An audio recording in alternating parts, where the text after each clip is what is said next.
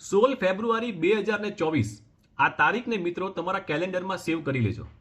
આ દિવસે થિયેટરમાં રિલીઝ થવાની છે એક ગુજરાતી મૂવી કસુંબો, અને આ મૂવી બધા જ જૈનોએ એકવાર થિયેટરમાં જઈને ચોક્કસ જોવી, શક્ય હોય તો ફેમિલી સાથે આ મૂવીને જોવા જજો।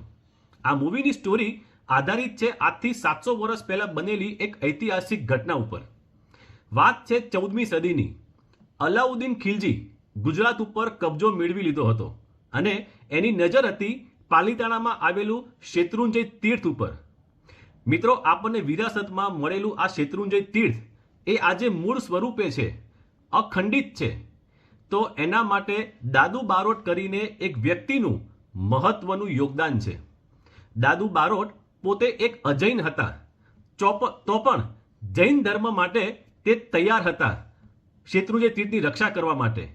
અલાઉદ્દીન ખિલજી કોઈ નાની વ્યક્તિ નહોતી, એકદમ શક્તિશાળી હતા। કેવી રીતે એમને લડત આપી એના ઉપર આધારિત છે આખું મૂવી।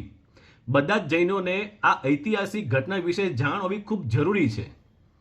આપણે આજે જૈન ધર્મને પામી રહ્યા છીએ, શેત્રુંજય તીર્થનું આપણા માટે શું મહત્વ છે એ પણ આપણે સૌ જાણીએ છીએ।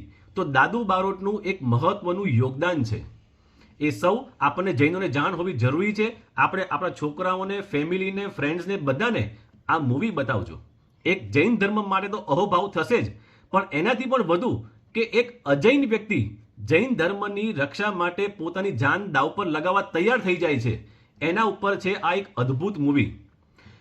દાદુ બારોટનું કિરદાર નિભાવ્યું છે ધર્મેન્દ્ર કોહેલ કરીને એક ગુજરાતી અભિનેતા, અદ્ભુત અભિનેતા છે। એ સિવાય રૌનક કામદાર અને મોનલ ગજ્જરને પણ લીડ રોલમાં જોઈ શકશું।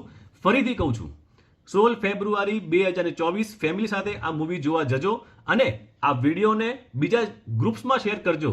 તમારા બીજા જૈન મિત્રોને પણ ધ્યાન દોરો કે આ મૂવી જુઓ, કે આપણી ઐતિહાસિક ઘટના પાલિતાણા તીર્થની જે મોટા ભાગના લોકોને ખબર નથી એવી આ સ્ટોરી છે। જય જિનેન્દ્ર।